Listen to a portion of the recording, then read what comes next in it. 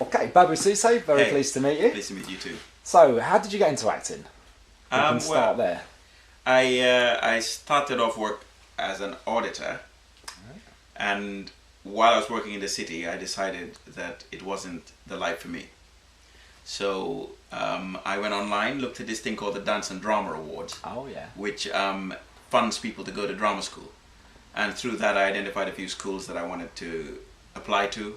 I did, learned my Shakespeare pieces and my modern pieces, and went in and had some auditions, and that was it. Hey, presto. You Yeah. trained at the Oxford School of Drama. Is it an institution you'd recommend? Absolutely. In fact, recently the BBC rated it amongst the top 5 drama schools in the country. They're doing amazing work. Some of their former students have been doing better and better and more recognized in terms of the work that they do. And the school is out in the middle of nowhere. It's a farm, Sansome's farm. It was given to someone who fought in the Civil War, and now it's owned by the school. And so you're out in the middle of nowhere, nowhere to go, nothing to distract you. The only thing you can do and you're meant to do there is study acting. Yeah. It's brilliant, and they make us all dress in monochrome. It's pretty fantastic. Yeah. Good stuff. Your most recent project, Half of A Yellow Sun, talks about the struggle to establish an independent Republic of Nigeria. Yes. How could you summarise your role in it for us, please? I played the role character Okioma. So the story focuses on the Biafra War, which happened in the 60s in Nigeria after independence. And the story focuses predominantly on 2 characters and their love for each other in that setting. And one of the characters, Odengibo, which is played by Chiwetel Ejiofor, and the other character, Olana, played by Tandy Newton, I play their friend. So I'm Odengibo's best friend. And, I do things like I'm the compere at their wedding. I'm the guy who tries to save their lives, things like that. Is it a project close to your heart?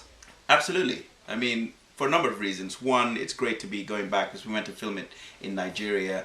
And even though I'm British born, I go home to Gambia to visit my parents a lot. So going back to Africa to actually work there was a big thing. And I feel like it's something that a story that needs to be told. There's a genocide there that's never really been talked about. Yeah, absolutely. You also starred in Billy in the film Severance. As Yes. Billy, the film Severance. How did that come about then? Well, I just Roll left. back. I'd left drama school, and I was in a stage play, Macbeth. I was playing Malcolm, and the producers and director and casting director for that came to see it, and they decided that I would be right for the part. In fact, the way the part had been written was different. But when they saw me, they brought me in, and I ended up doing some improvisations, and they decided that they wanted to go with me, so we worked on some scenes, which ended up making it into the film. Yeah. You also played opposite Andrew Garfield in National Film Theatre production of The Overwhelming, which you awarded the Best Ensemble nominations. Good times there. Very good times, and we developed a good friendship. So I get to go see Spider-Man and things like that. Yeah, exactly. Get to see him swinging. Yeah, it is one of the best. It's one of my favorite jobs to date, and some of my best friends are from that job. Yeah. Yeah, I think those jobs come in once. Is it a very close-knit community then, the acting world? Well, yeah, absolutely. In fact, yeah, I do have a lot of actor friends and people that I get on with, people I call to and call me. Yeah. Could you see him in the Spider-Man role yourself? Absolutely. In fact, I mean, it was always obvious. He was always obviously going to be Spider-Man. So when he came down to London and he talked to me about it, I said to him, well, it makes sense. You're athletic. You could be Peter Parker. Yeah. The real Peter Parker. Who's your favourite superhero? My favorite superhero? Oh God, Batman. Yeah? Yeah, sorry. No. It has to be Batman. Yeah. Superb. Would that be a dream role for you? Absolutely. Of course. I would love to, yeah. You started off your career in TV in Silent Witness and Law and Order. How does that differ from sort of the film side of things? I think with film you get more time. So it's not necessarily that you'll get to rehearse, but then you'll get the opportunity to sort of in a filming day, we're only looking to get a certain amount of film shot for the final product. Whereas in TV, it's a lot quicker. People want to get things done. So I think because you have more time and, you're given more of an opportunity to create a character. What do you prefer? Prefer? Yeah. Film or TV? Wow, I would say, I mean, I suppose I would say film, because I put a lot of stock in being given the opportunity and the time to prepare. And so, yeah, I would say film for that reason. You performed in Shakespeare's A Midsummer Night's Dream. Yes. Does every actor have to do a bit of Shakespeare at some point? I would say yes, because Shakespeare directs you in the language.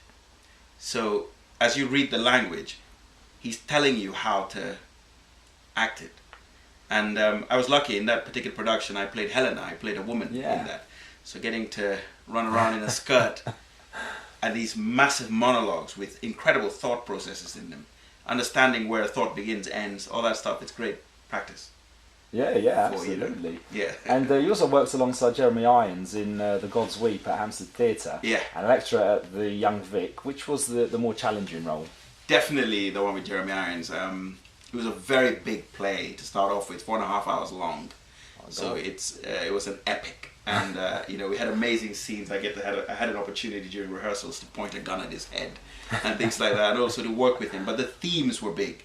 Halfway during the play, which was set in a boardroom, it became a war zone. So it's exactly the same people, but in a war zone. And we would come out dressed in army uniforms. That jump was quite difficult. Electra were given like 6 weeks rehearsal for 10 performances, so we really had a chance to evolve the play, and that was fun. But in a way, we had the time, so it was less challenging in that respect. Yeah. How do you choose your acting roles then? Well, I suppose I've been giving that a bit of thought recently. I think the main thing you really want is something that challenges you, that will put you in a position where you feel like by the end of it you would have grown in one way or another. Like I'm doing a radio play tomorrow where they want me to play an Eritrean, and I got the part and I thought, well, I don't even know what that accent sounds like, and since we're researching it and starting to understand what words they use and why, it's just, by the end of it I'm hoping I'll be able to pass as an Eritrean, at least by accent. I'm sure you will. What would be your dream role if you could just pick one out of the sky now? Dream role? It would be to play an unwritten story, hasn't been written yet, about Thomas Sankara. He is the Che Guevara of Africa, and he did some incredible things and was assassinated for it. If I had my way, that would be a story that will be told. Do you ever sort of think about writing stuff yourself, or? Absolutely. I mean, I think it gets to a point, if you want certain kinds of stories to be told, you have to take responsibility for telling it. Even if I don't write myself, over time I've got to know some writers who are talented enough and who would be able to help with a project like that. Yeah. Who would be your dream co-stars? My dream co-stars? Wow, that's a big question. Well, Andy, that would be great if we could get him in. People I like, well, I love Daniel Day-Lewis, but we'd have to bring him in. Yeah, he'd be wonderful. People like Kate Blanchett, I like her. Hakeem, I like him. Those people would be cool. Yeah. And director-wise, anybody that you really want to work with? I like Justin Chadwick. Yeah, I've already worked with him once. We did Stolen, and I just really love how passionate he is about everything. So he would be great. What's the last great film you saw yourself? Lincoln. Yeah? Yeah, I saw it 2 days ago. It is a superb film, actually. It is a superb film, yeah. It's going to sweep Oscars? Oh God, I mean, I haven't seen some of the other ones. I'm going to go see Django tonight. Yeah, I haven't seen that, actually. So if I see a few more, then I'll be able to answer that, Yeah. But I think it should definitely get some recognition. It's brilliant. Good stuff. We've got a sister site called Music News. Yeah. What sort of stuff do you listen to yourself? Oh God, have you heard of this band called the El Michels Affair? El Michels? Yeah. No. They play jazz. And I discovered them recently, and they are pretty epic. I'll have to look out for that. I do listen to some, growing up in Gambia, I guess we listen to a lot of reggae as well, so I do listen to a lot of that. And soul. Yeah. Actor-wise, anyone that we should be looking out for? Future stars in the making? future stars. I think about this one. You are going to edit this, aren't you? All this like 10 minutes of thinking Right. is going to happen. All right, good. Let me think. Who have I seen recently that I think is... There's a guy called Taron Egerton. He's at the Royal Court right now. I think he's pretty amazing. Kush Jumbo. Yeah. She just recently played Mark Anthony at the Donmar. If I was to pick a man and a woman, those are the two that come to mind. There's just something exciting about those two. Fantastic. Yeah. Anything else you'd like to say to Film News watchers? Go out and watch Half of a Yellow Sun when it comes out. What do you think of the film industry at the moment? Are we on an upturn? Yeah, that's the sense. I mean, I know that the economy is on a downturn, but I feel like in the years I've been an actor, that more films seem to be being made in the UK. Yeah. I mean, looking back to the 60s, 50s, when 150 used to be made, if you're looking at the carry-ons and everything,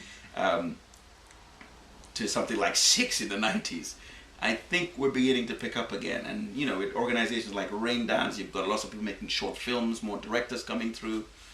It's an industry that is on the up, I feel. And if the government funds the arts, it'll just keep going up, and better. Superb. Well, thanks a lot for your time. I can't wait to see Half of a Yellow Sun. When does it actually hit the screens? Well, they've just about finished post-production. Literally, I think, within a couple of days. And then they're taking it to festivals. So they want to do that whole... Great stuff. Yeah. Get it its recognition. Why not? Yeah. Fantastic. Well, thanks a lot for your time. Thank It's been you. an absolute pleasure. Take care.